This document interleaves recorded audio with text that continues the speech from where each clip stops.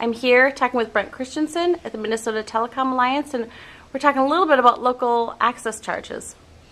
And how they relate to the deployment of broadband in Minnesota. There are several phases of revenue streams that telephone companies rely on.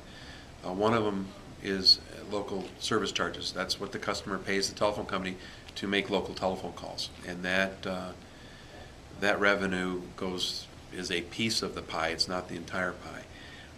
There's a lot of conversations about how long-distance companies subsidize local service and all that, and they're really separate revenue streams. When a customer pays for monthly service, they're paying for that access to the network, the local network, and the calling features that go along with that. And of course, companies try to upsell their calling features or include them in bundles and other things, along with broadband and video. And I think most landline subscribers now probably subscribe to bundles. There's probably, I would imagine it's probably, well, certainly it's an ever-increasing market share of people who have bundle their local service with broadband and with video. Another piece of that pie is local or access charges that are paid by long-distance companies to local companies instead of building their own networks. So that what they do is they have customers who pay them for long-distance access or to make long-distance calls, and in return, the long-distance companies pay the local companies to use their lines, and that's another revenue stream, along with special access, which cell companies pay to have special access circuits to cell sites so that wireless calls can be completed.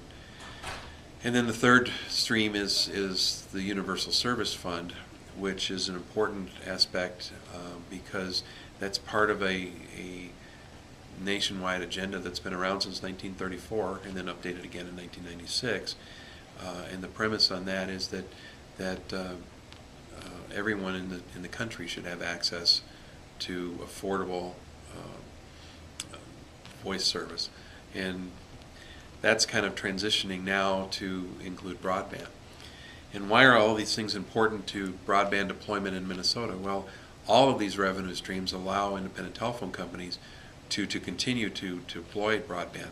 The reality is that technology has far surpassed regulation, and nobody can build a strictly telephone network anymore. It's not possible. We're building broadband networks, and as we continue to evolve our networks and continue to update them and maintain them, voice is a component, broadband is another component, and over broadband, other services such as video are being deployed, which appears to be now the killer application for broadband deployment, really. So that's kind of that in a little bit of a nutshell. Mm-hmm. And what would be the impact in some of the rural areas with some of the changes they're discussing in the local access? You know, I heard a great analogy of it, described as all of those revenue streams are a kind of like a balloon, and if you push in one side of the balloon, then another side's got to come out. If you lower access charges that are paid by the long distance companies, then other things have to go up, and that might mean local service rates have to go up. So it'll cost more to have the same calling area. The other option is that the revenue that's generated by all these revenue sources, if that goes down, then broadband and the networks aren't going to be developed as fast and not maintained.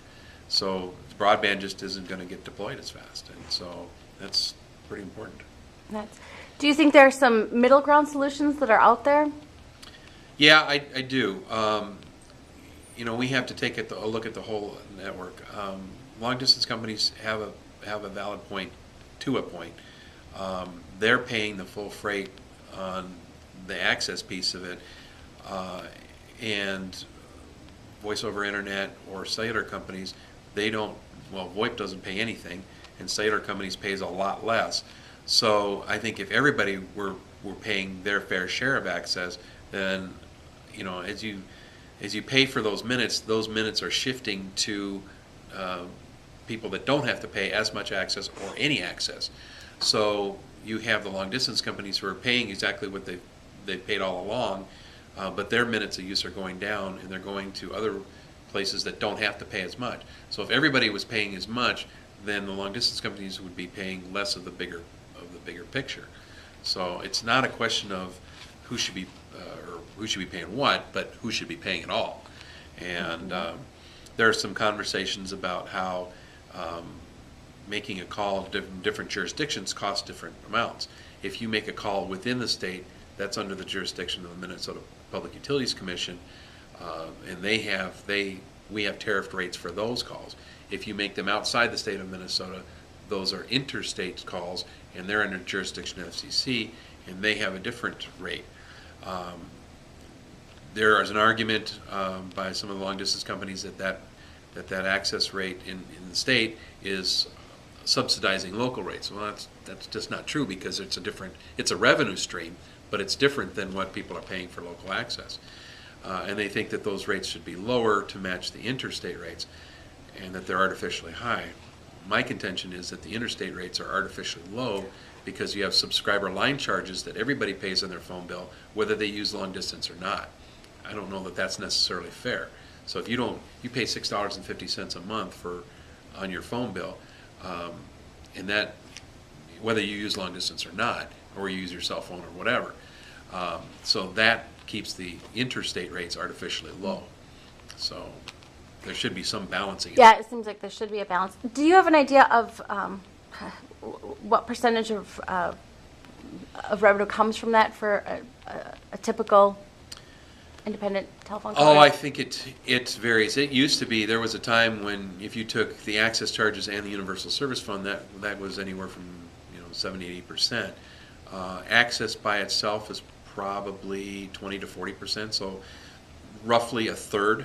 And then Universal Service is probably about a third, and then local service and all of the other services that the company sells probably makes up the balance.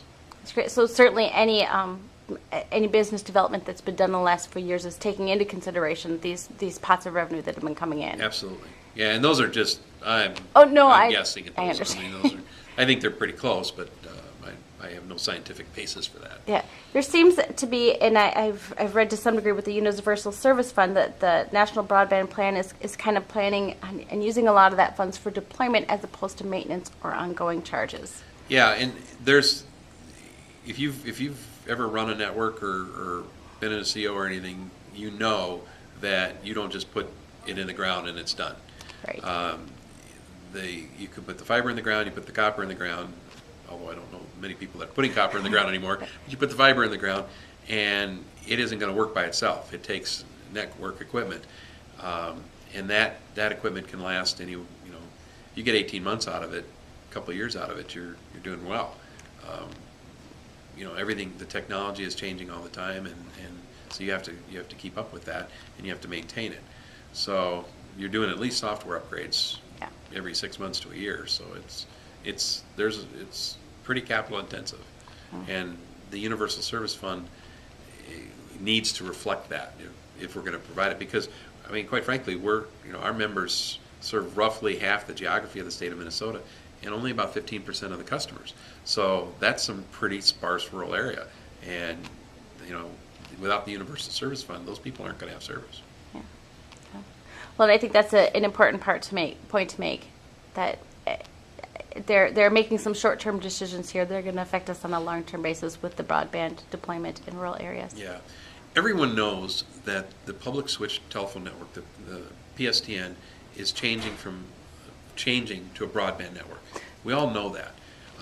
The question is, how do we do that from a compensation standpoint and a regulatory standpoint so that it doesn't collapse the network in the middle, and we don't collapse the network while we make this transition. The technology is making it. The consumers are driving it. We're going down that road. We all know that that's changing. How do you do that without collapsing the network? And that's critical, because without the public switch telephone network, there's no broadband. There's no cell service. None of that stuff works, because that's the network it was all built on. Yeah, I think that's a critical point. Anything else you'd like to add? I don't think so. All right, Brent, thanks very much for your time.